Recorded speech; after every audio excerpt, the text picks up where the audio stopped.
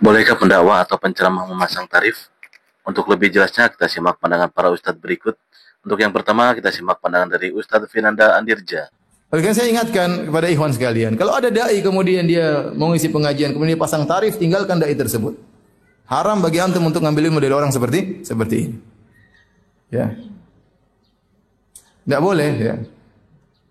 Saya pernah diundang oleh seorang, dia cerita, Ustaz, dulu kita pernah undang seorang Ustaz, ya, Ustaz seleb, ya.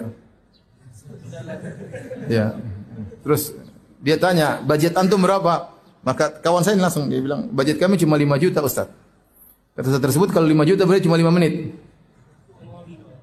Nggak apa-apa Ustaz, yang penting datang. Benar datang. Dia ngeci ceramah cuma 5 menit, dikasih bonus 2 menit, 7 menit. Terus dia pergi.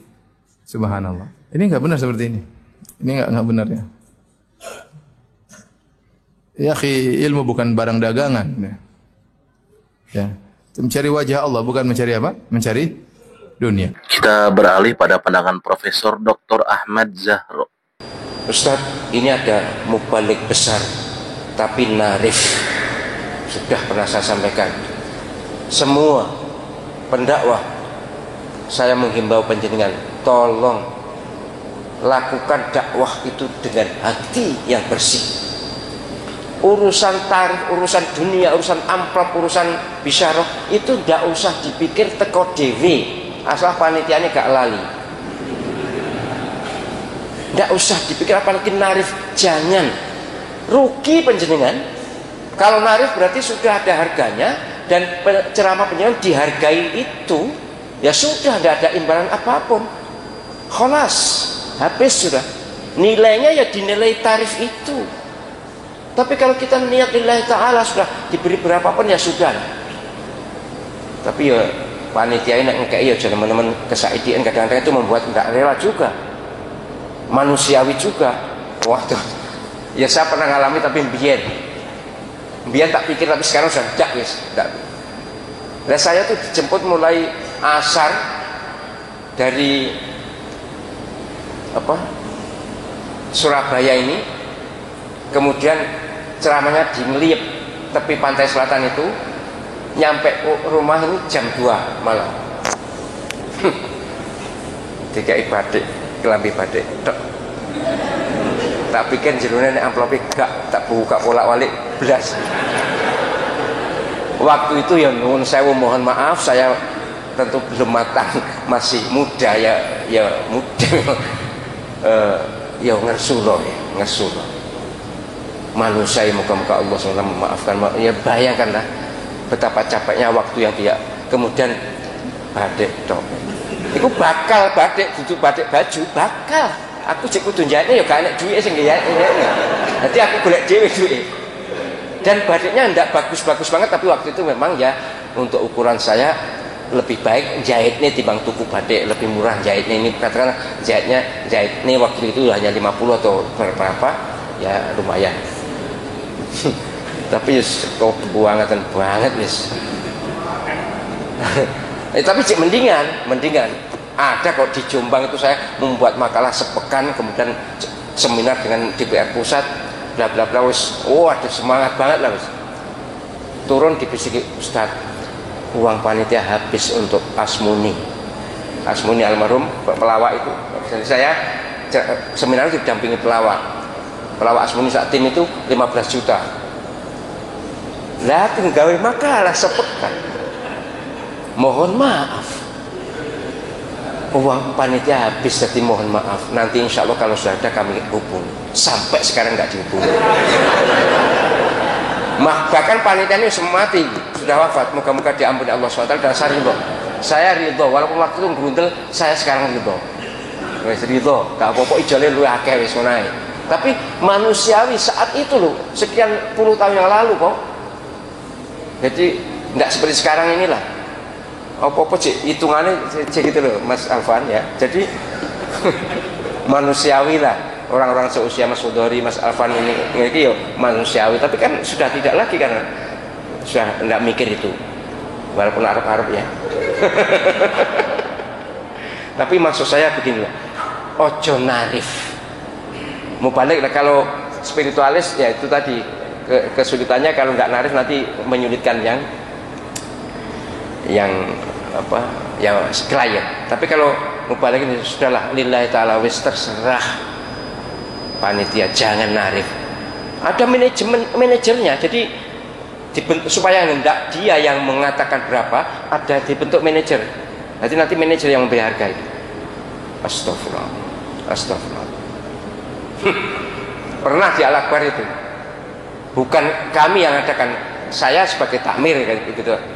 Ada EO yang minta izin mendatangkan ustadz muda yang selebritis muda ya, ustadz selebriti, gak patah dua ilmu jadi. Saya tahu betul kapasitasnya tahu.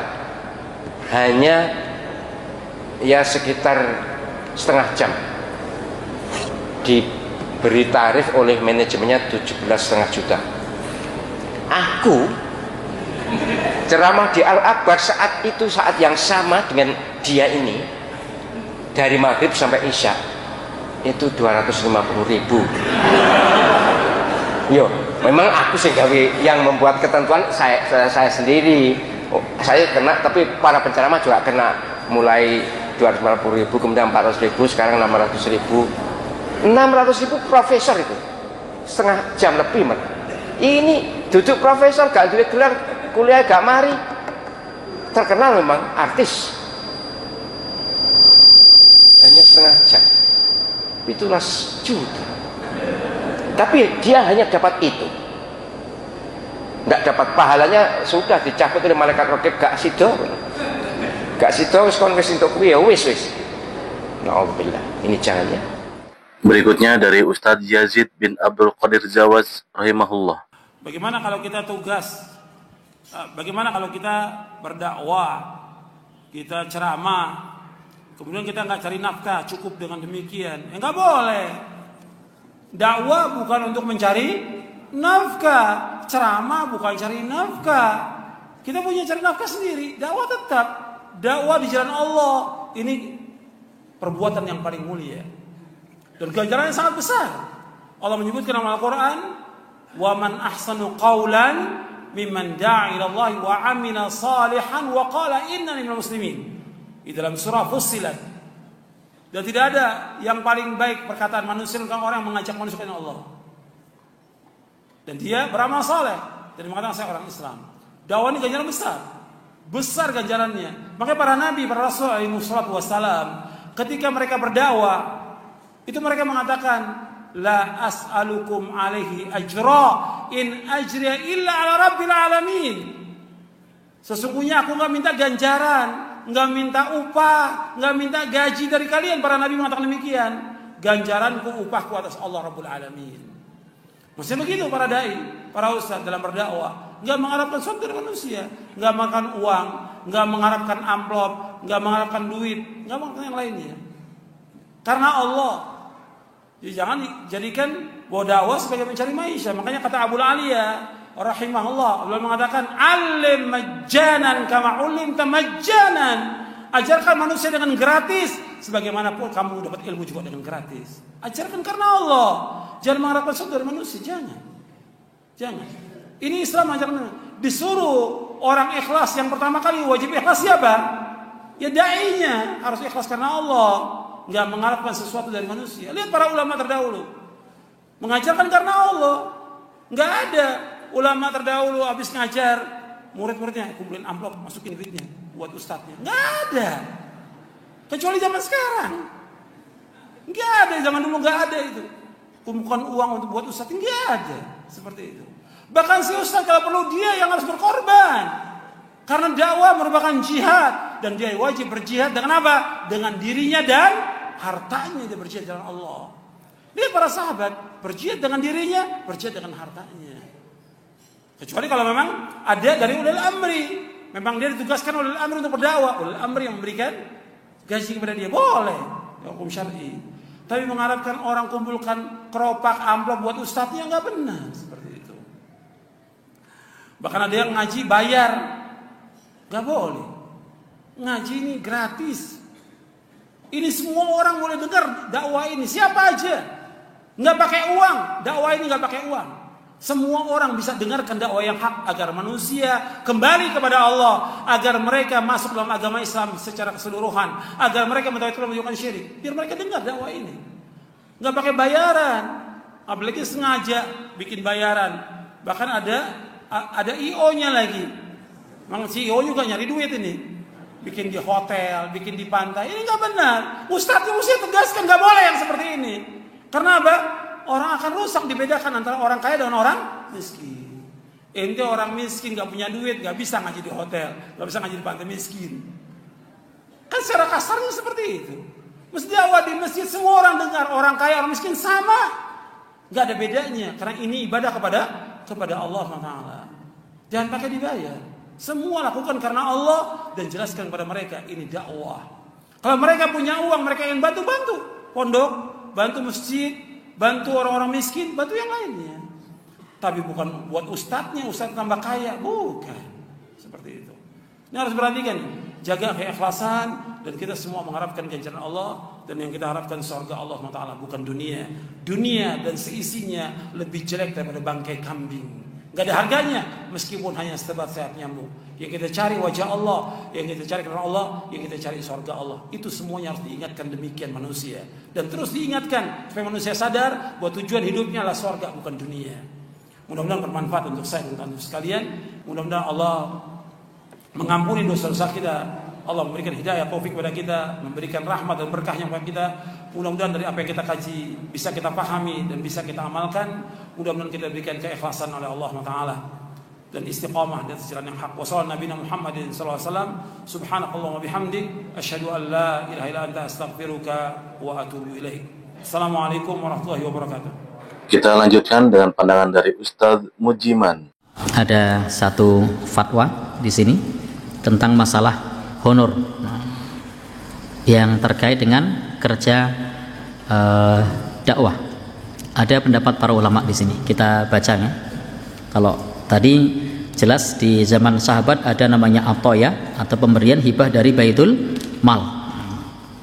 Nah, bagaimana pendapat para ulama? Para ulama dalam mazhab Hanafi dan Hambali mengharamkan upah yang ditentukan dari sejak awal sebagai imbalan jasa dakwah yang disampaikan. Jadi ulama mazhab Hambali, Hanafi itu mengharamkan pasang tarif. Ya, jadi mengharamkan pasang tarif menurut ulama mazhab Hambali dan Hanafi, sehingga tidak perlu pasang tarif. Nah, ketika mau ngaji begitu, tarifnya berapa Ustaz? Lalu kemudian ngarani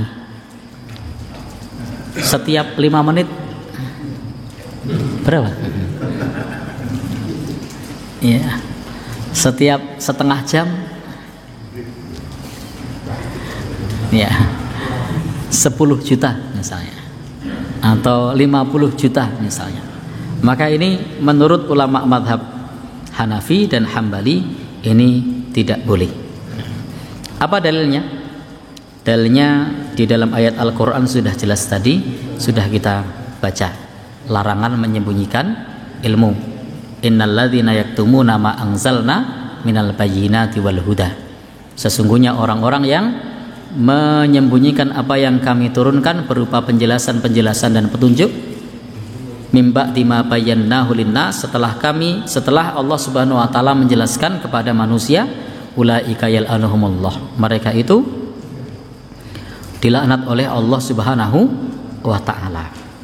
Kemudian yang lain adalah wala tashtaru bi ayati tsamanan qalila. Jangan menjual ayat-ayat Allah dengan harga yang sedikit. Nah, kemudian apa lagi dalilnya? Dalil yang lain adalah bahwa Allah Subhanahu wa taala, Rasulullah sallallahu alaihi wasallam bersabda, Iqra'ul Qur'an wa la taqlu fihi. Bacalah Al-Qur'an dan jangan berlebih-lebihan. Jangan bermahal-mahalan. Jadi jangan berlebih-lebihan. Wa la taqlu fihi, jangan berlebih-lebihan, wa la tajfu anhu. Dan jangan terlalu lalai. Wa la ta'kulu bihi, dan jangan makan darinya. Wa la tastakthiru bihi, dan jangan memperbanyak harta melalui mengajar Al-Quran. Ini hadis riwayat Imam Ahmad. Nabi Shallallahu Alaihi Wasallam bersabda apa tadi? Iqra'ul Quran, bacalah Al-Quran, wala taqlu fihi, jangan berlebih-lebihan, wala tajfu anhu, dan jangan terlalu lalai. Jadi tidak boleh lalai dari Al-Quran, tidak boleh berlebih-lebihan, tapi juga tidak boleh lalai. Wala ta'kulu bihi, dan jangan makan dari Al-Quran. Wala tastakthiru bihi, dan jangan memperbanyak harta dari Al-Quran. Artinya apa? Ada larangan. Baik.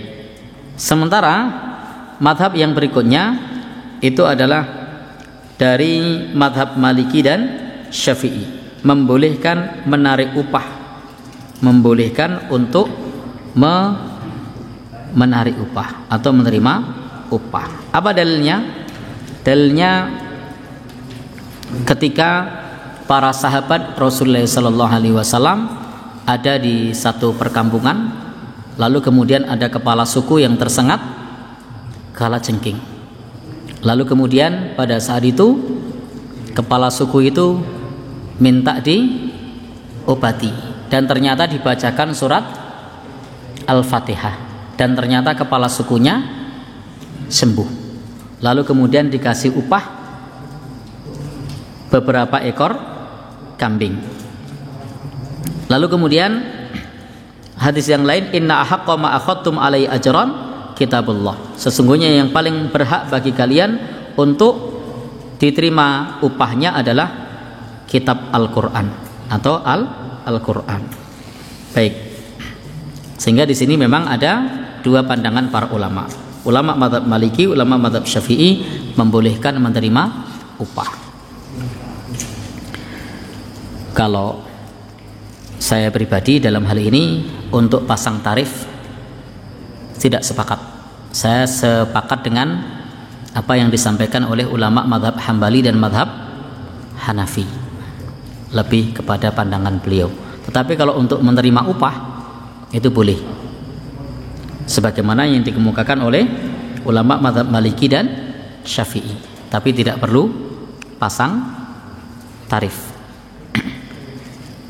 Kalau kemudian terpaksa harus pasang tarif, maka sampaikan saja operasionalnya. Sampaikan saja operasionalnya. Misalnya satu saat ngajari anak butuh modul, butuh buku ajar, ya sampaikan modulnya sekian, buku ajarnya sekian, biaya cetaknya sekian. Karena kalau tidak disampaikan nombok juga itu. Ya kalau sekali dua kali tidak apa-apa.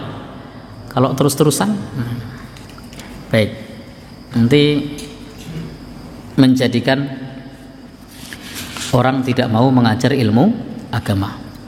Maka di dalam kitab para ulama dijelaskan, para ulama terdahulu itu pada umumnya melarang menarik upah.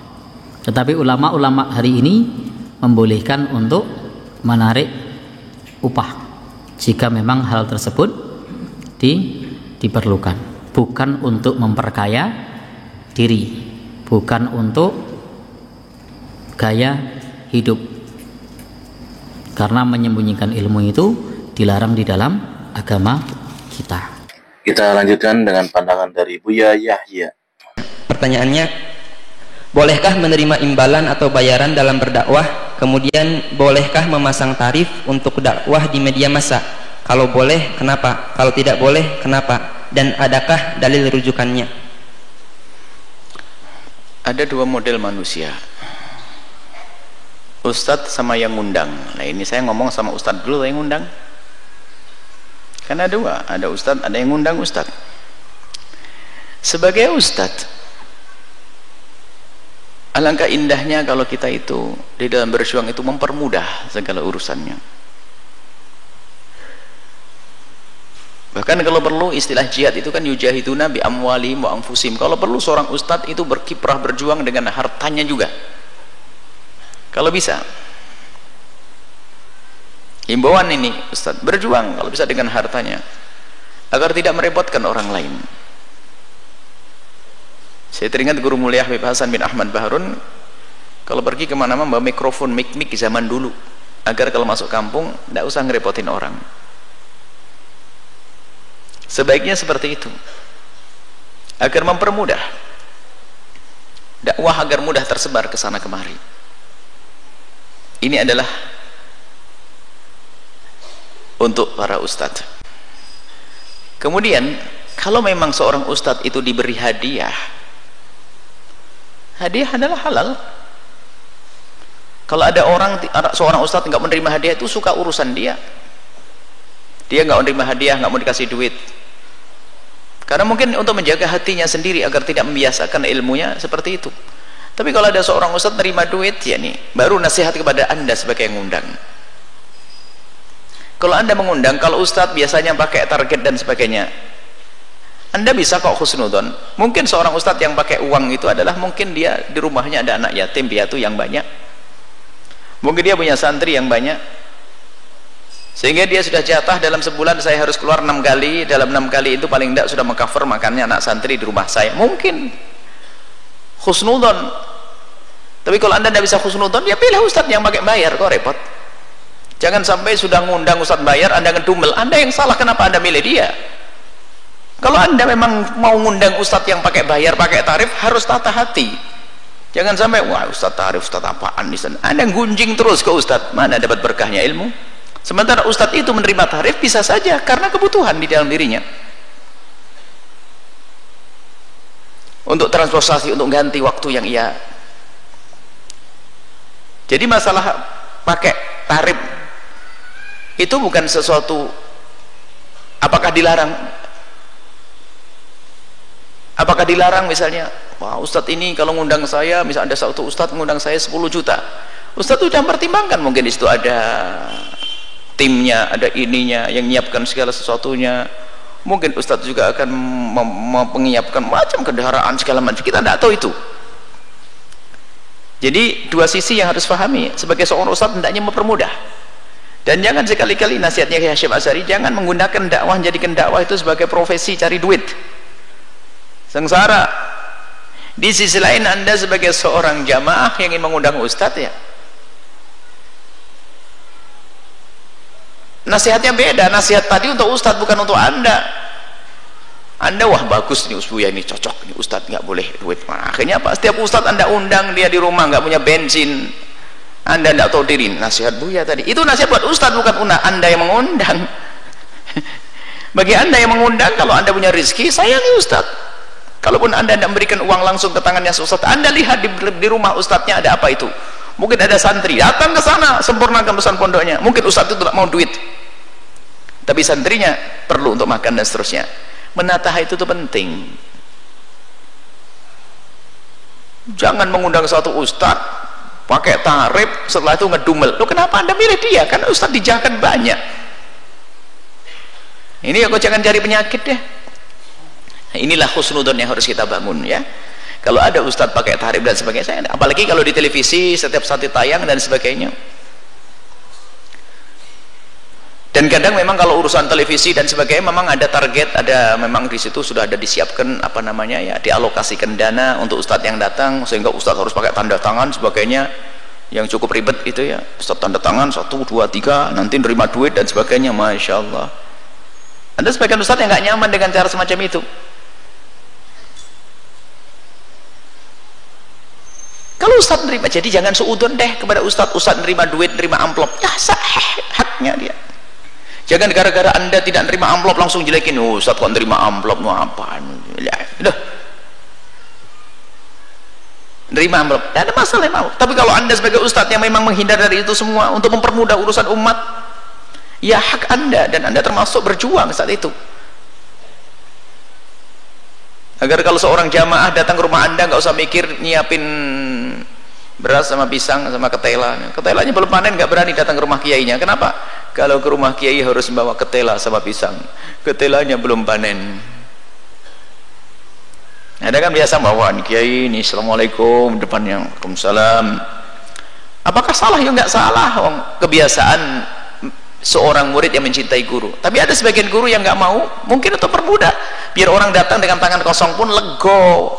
nyaman, tidak repot. Ini cara masing-masing. Pokoknya gini loh deh, jangan suudon deh. Ustaz terima tarif, kita khusnudon, mungkin di belakang ada yang ditanggung banyak, itu selesai. Tapi kita sebagai seorang murid misalnya, ya jangan pelit-pelit dong sama guru kita. Dan di saat kita sebagai seorang ustadz dong, kalau bisa ustadz yang memberi. Kalau di bulan Ramadan begini, saya teringat guru mulia Al-Habib Salim bin Abdullah Syatiri yang baru wafat. Itu antara duhur dengan asar itu sudah nunggu, karena asar itu majelis di masjid Jami'. Pengajian setelah sholat asar langsung sampai menjelang buka, kayak jam begini persis. Itu antara waktu duhur, beliau sudah duhur dengan asar sudah ada di masjid. Itu sambil duduk di baca Quran begitu, nanti setelah lagi ada orang datang misi kasih duit, itu 100 real, 200 real. Wah, kita santri enak dapat nih. Jadi beliau memberi. Saya lihat orang-orang ulama kok memberi indah kalau bisa memberi. Nah, ini jadi kuncinya khusnudon ya. Kalau anda ketemu ustadz pasang tarim, ya daripada anda ngedumel, jangan undang dia dong, masih ada yang lainnya. Sudah ngundang ngedumel, nih apa itu ya? Husnudon. Tapi sisi lain sebagai ustadz hendaknya mempermudah urusan dakwah. Untuk yang terakhir, pandangan dari Ustadz Adi Hidayat. Antara catatan-catatan yang didokumentasikan oleh para ulama terkait dengan aspek pencarian guru yang baik dari pengalaman Imam Hasan al-Basri, dicantumkanlah kemudian oleh para ulama, dikutip oleh ulama setelahnya, dan Hadratus Syekh Muhammad Hashim bin Asy'ari mengambil satu bagian catatan itu, dituangkan dalam kitabnya, dan ini yang tadi kita bacakan. Apa kata Imam Al-Hasan Al-Basri, sosok yang diasuh oleh istri Nabi sallallahu alaihi wasallam, sosok yang diasuh oleh para sahabat, didoakan oleh para sahabat, didoakan oleh Umar bin Khattab radhiyallahu taala anhu. Di antara wasiat atau pesan kuat beliau bagi para penuntut ilmu yang ingin mencari guru, perhatikan kalimat berikut. Qala, beliau menyampaikan, uqubatul ilmi, sungguh hukuman bagi ilmu itu, mautul qalbi, ialah wafatnya hati, matinya hati. Nah, jadi ada nestapa ilmu yang nestapa, ilmu yang terhukum, ya, punya ilmu tapi terhukum. Awas tuh. Jadi ada ustad-ustad, ada kiai dalam tanda petik ya, ada habib dalam tanda petik, para pengajar-pengajar, nih guru-guru di sekolah juga masuk nih. Awas, hati-hati ya. Pokoknya yang dititipi ilmu buat ngajar. Ada yang hatinya mati, yang ilmunya terhukum. Dia punya ilmu, ngajar, tapi hatinya mati, ilmunya terhukum. Nah, ini kurang layak untuk diambil ilmunya. Kurang layak untuk diambil ilmunya. Apa yang dimaksud dengan matinya qalbu itu sehingga ilmunya terhukum? Faqila lahu ma mautul qalbi, maka dikatakan pada beliau, ditanyakan, apa yang dimaksud dengan matinya hati dari seorang pengajar ilmu itu? Qala, beliau menjawab, talabud dunya bi'amalil akhirah. Talabud dunya, yaitu kondisi hati yang menuntut dunia, bi'amalil akhirah, dengan menampakkan amalan akhirat. Yaitu munculnya ustad-ustad, guru-guru, para kiai dalam tanda petik ya. Saya kasih petikan itu karena nama ini sejatinya tidak layak dengan apa yang disampaikan dalam keterangan ini. Ya, para ustad, para guru, para habib, para kiai, misal dalam tanda petik mautul qalbi, yang hatinya mati, ilmunya terhukum, karena ternyata orientasi mengajarnya itu bukan mencari akhirat, menuntut dunia. Cuma yang ditampakkan amalan akhirat. Kayaknya ngajar Quran, tapi ternyata yang dicari tarifnya. Ustadz, ini nanti mau ada akad nikah nih, bisa nggak Ustadz ngaji? Boleh ya.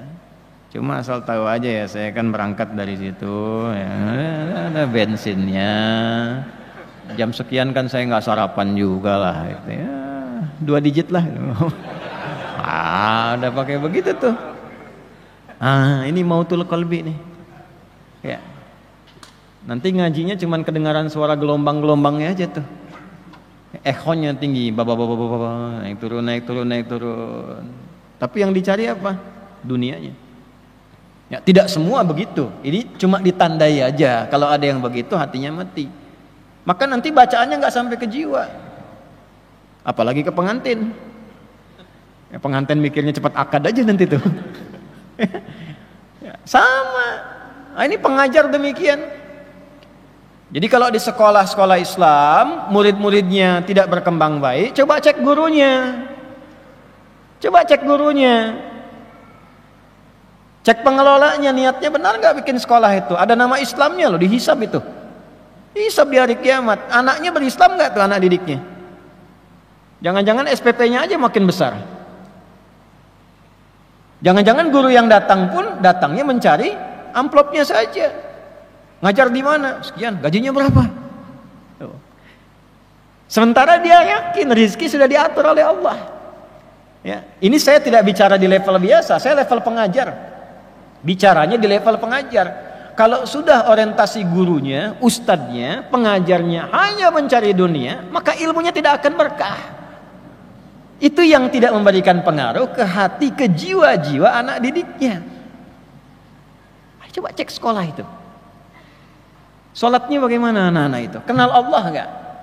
Ngajinya bagaimana? Jadi kalau ada perkembangan anak tidak seperti yang diharapkan, yang dicek pertama kali bukan keadaan anaknya. Yang pertama, coba bagaimana cara guru mengajarnya. Bagaimana niatnya. Ustadz juga sama di masjid-masjid ini. Ya. Coba lihat berapa keberkahan yang bisa diberikan oleh Allah kepada murid-muridnya. Salah satu yang harus penting untuk diupayakan adalah ini, mengembalikan niat kepada amal akhirah wa talabul akhirah. Ini. Nah, jadi kalau misalnya Anda menemukan orang-orang yang mengajar belum apa-apa bicaranya sudah dunia, itu hatinya sudah mati. Ilmunya terhukum. Bagaimana Anda bisa belajar dari sosok yang ilmunya pun terhukum? Hatinya mati. Tapi yang ditampilkan tuh performansnya seperti akhirat.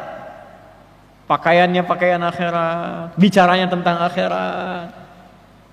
Padahal di hatinya pencarian dunia. Nah, inilah yang diingatkan tadi dari imam kita saat bacaan di Asy-Syu'ara tadi, ayat 128 sampai 145 tadi. Allah. Ya. Idz qala lahum akhuhum salihun ala tattaqun. Ya. Sampai ke kalimat yang sangat indah sekali. Wa ma as'alukum alaihi min ajrin in ajriya illa ala rabbil alamin. Itu manhajnya para nabi, para rasul. Aku kalau ngajar, acuan utamaku tuh bukan upah, bukan honor, bukan gaji dari kalian. Karena honorku sudah ditetapkan oleh Allah, gajiku sudah diatur oleh Allah. Yang ditugaskan kepadaku hanya menyampaikan. Fadzakir innama anta mudzakir. Yang suka baca Yasin tuh, kan manhaj para nabi, rasul, diteruskan pada orang-orang soleh yang baca Yasin tuh. Ayat 20 sampai 21 itu. Masih ingat gak? Di halaman 441 tuh, paling kanan di pertengahan. Ya. Coba lihat tuh. Wa jaa'a min aqsal madinati rajulun yas'a qala ya qaumi ittabi'ul mursalin. Teruskan, ittabi'u man la yas'alukum ajran wa hum muhtadun. Datang sosok orang dari jauh untuk mengingatkan masyarakat pada pola hidup yang tidak sehat. Susah diingatkan orang yang baik-baik, yang lurus-lurus, tapi hobinya memang kadang-kadang ngundang orang-orang tapi nggak jelas. Cuma buat tertawa kadang-kadang, cuma buat pamer bahwa saya bisa ngundang si fulan, buat rame gitu kan. Maka diberikan standar. Ya qaumi ittabi'ul mursalin. Ya kaumku, ikutilah orang-orang yang diutus ini, sosok-sosok yang diutus ini. Ya, siapa tipikal orang yang diutus ini? Ittabi'u man la yas'alukum ajra. Kalau Anda ingin belajar, ingin ikut, bukan cuman ikut menuntut ilmunya, tapi menuntut akhlaknya, menuntut kepribadiannya, mengamalkan amal soleh yang bisa Anda teladani itu. Coba cari man la yas'alukum ajra, orang yang sedang mengajar pun dia tidak pernah kepikiran tentang materi duniawi.